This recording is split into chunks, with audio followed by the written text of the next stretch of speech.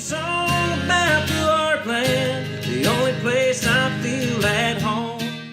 I have some brush piles marked here on a deeper point that sticks out. And if you're ever looking for where you should be idling over with side imaging, down imaging, 2D sonar to find either brush piles or deeper weed edges, look where the contours stack up fairly tight, and then try either the inside edge or the outside edge of this. I know I got tracks all over the place, but the contours sweep out and around like this. And there's brush piles actually right on top of this little point here. But if I didn't know anything about this lake, I would simply idle around where these contours are stacked tight. See how they kind of fade and get flatter? That means it's more of a gradual slope right through here. Then it gets tighter again right on the point, and then it goes back to a gradual slope on that side. I would simply idle around this with side imaging or down imaging to see if I can find some brush piles. So that's how I would find them. Now, let's talk about side imaging. I'm over the top of a big rock pile right now. These are a bunch of boulders. There's actually a brush pile right here, but we're moving pretty slow. So first thing about side imaging, let's talk about just quick settings. Contrast, you can set to, I found that actually lowering the contrast on side imaging is a little more helpful to find some definition for me. So I like it a little bit lower than 50. There's actually fish popping up right here on our screen. Let's do a little screenshot for you so you actually see a little bit better of a picture. But I like the contrast a little bit lower than 50. You can play around with it. The brightness, again, same with the down imaging setup. I like the auto low function. I like it pretty bright. When you're fishing for smaller fish like panfish, I like that. This is like your gain. For other sonar units, this is your gain, your brightness. I like it up a lot higher than what you normally would if you're looking for bass or walleye. Now, this is probably one of the most important setups that I see a lot of people who try to use side imaging. This is what they mess up. When I'm using side imaging, right now you can see I have it on 40 feet left and right of the boat. I've seen guys that fish for walleye or bass, they probably go all the way out to maybe 70 feet or so, and they'll feel pretty comfortable with that. You can actually see those schools of those bigger fish. And if I'm looking for pieces of cover like brush piles, I might go all the way out to 70 feet left and right. But if I'm actually trying to determine if a weed line or a brush pile actually has crappie on it, I'm gonna bring this all the way back down to about 40 feet left and right. 40 to 50 feet left and right, that's where I think this is probably the best. And it doesn't matter what sonar unit you have, whether it's a Garmin, Humminbird, Lowrance, I like running 40 feet left and right.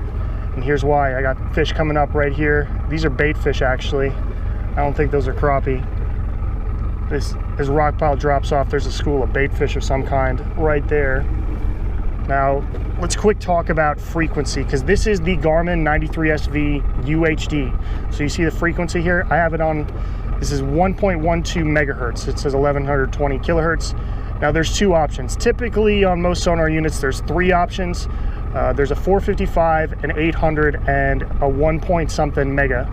So if this is your boat, you're cruising straight to the camera here, the 455 is your widest angle of side imaging. Okay, this is kind of like I talked about when it came to 2D sonar, your lowest frequency. Typically on 2D sonars, there's two of them, because most older models are dual beam. There's 83 kilohertz and 200 kilohertz. Your 83 is your widest cone angle on your 2D sonar. Your 200 is a narrow cone angle. Same concept with your side imaging. Your 455 is your widest angle for your side imaging. A lot of people run these new mega imaging units or Ultra HD in terms of Garmin here. And that's because what it does is it's got a little bit narrower of a cone, so it's only taking in a certain amount of data. And because of that, because of the higher frequency and because it's got a limited, or it takes in less data, it can give you a crisper picture. So the 455, let's say, is right here. Here's your boat. It's going out like this. Your 800 kilohertz is a little bit more narrow. And then your mega imaging, your 1.12 or 1.2, it's a little more narrow. The mega imaging is a smaller, I guess, cone angle. It's not really a cone, but a smaller area that it's covering in terms of water. And it's trying to take in less data, therefore it can give you a crisper picture on your unit. So that's what I want you to understand from frequency standpoint.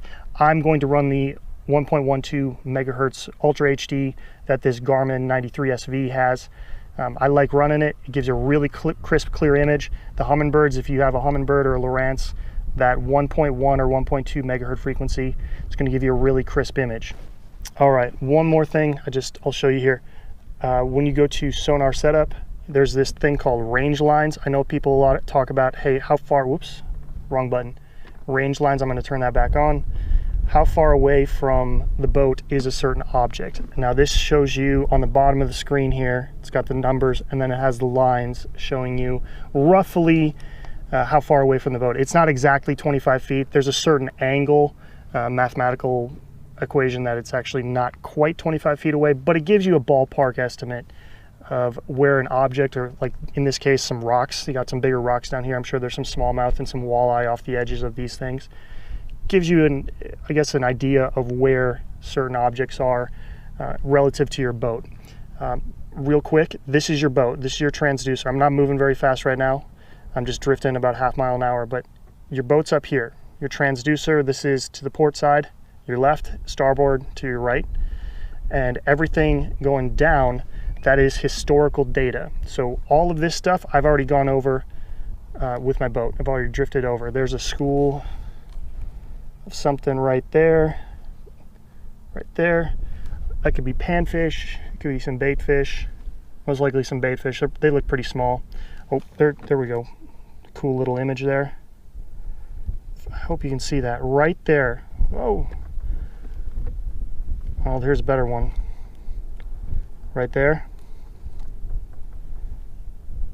Right there. You see that little line? I'm going to screenshot that for you.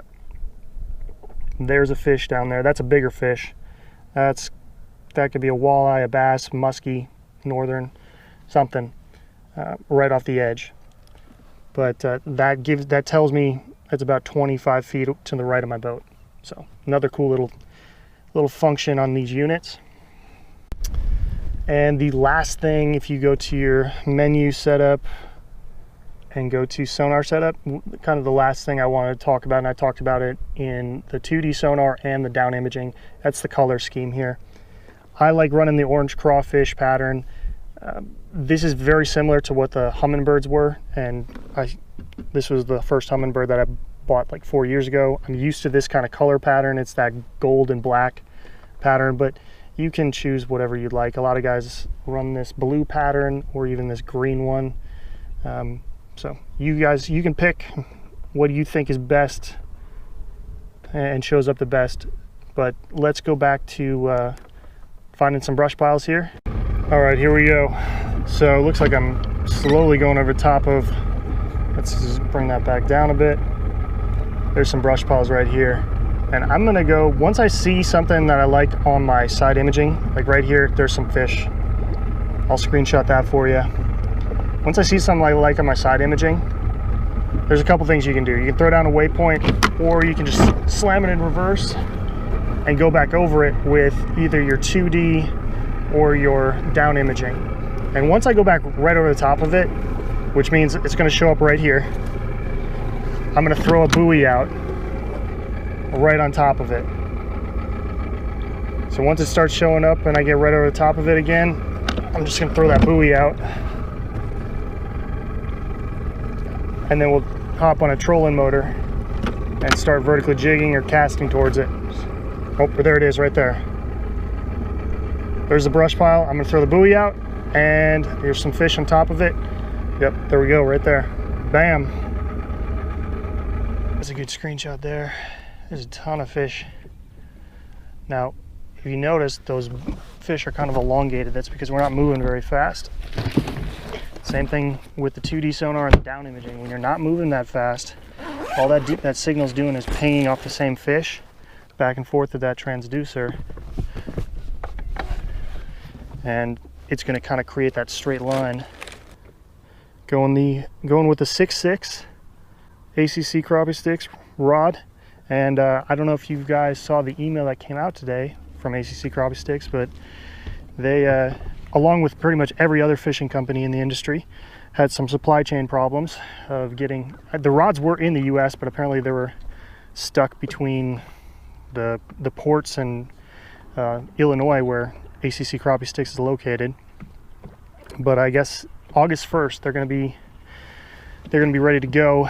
They'll have stock of, I think, pretty much everything and ready to ship. So August 1st, that's when you can go back on the website, order yourself some rods. This is the PC Fun Viper X 1000 size reel. This is 6-pound monofilament, one with the 1/8 ounce ACC jig, and then this is the Crappie Monster curly tail. A little pink action going on. And these fish are stacked all over these brush piles. There's like 2 or 3 brush piles here.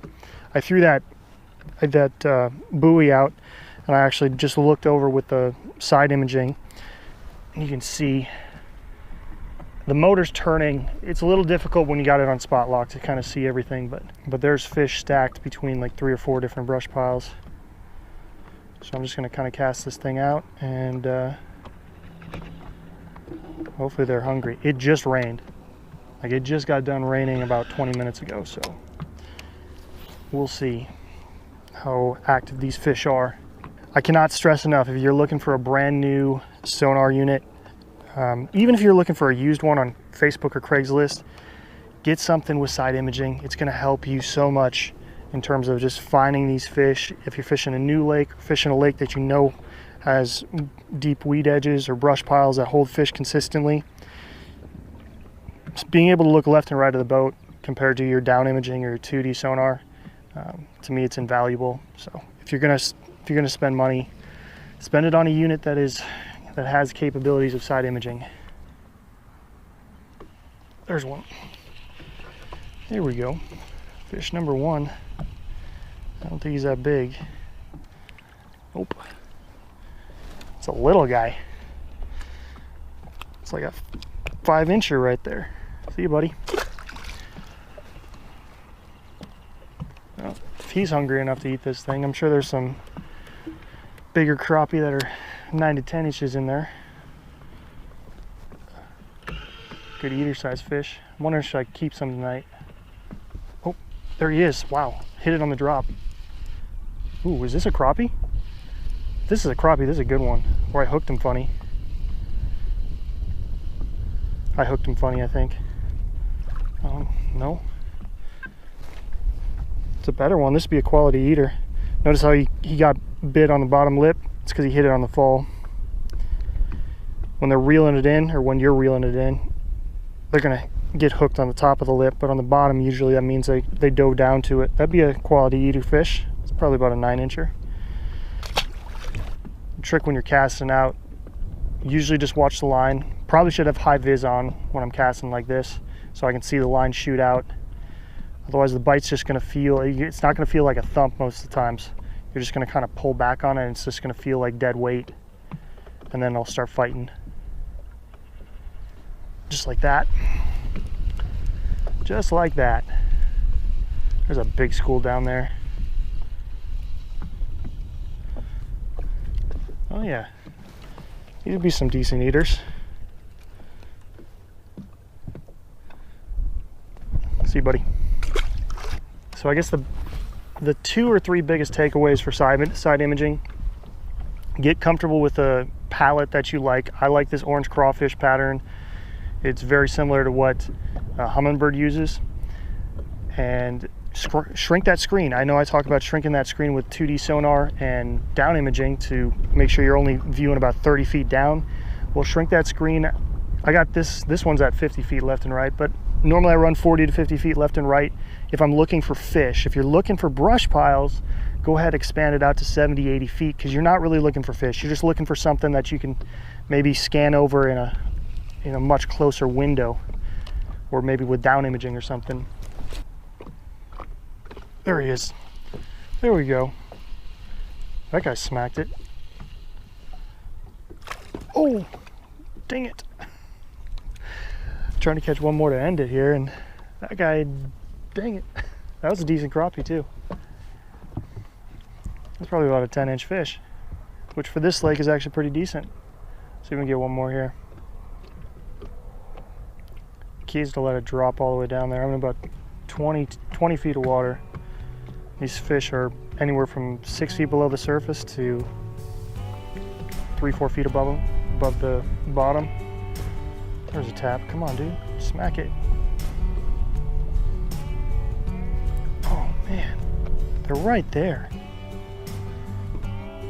There he is, got him that time. I don't think this is a big fish. Man, they are feisty though. That'd be a decent eater, I think. That's gonna wrap it up. Go ahead, head out on the water this weekend or sometime this week. Try out these little tactics for side imaging. Those are my settings. Go find yourself some crappie, have yourself a fish fry.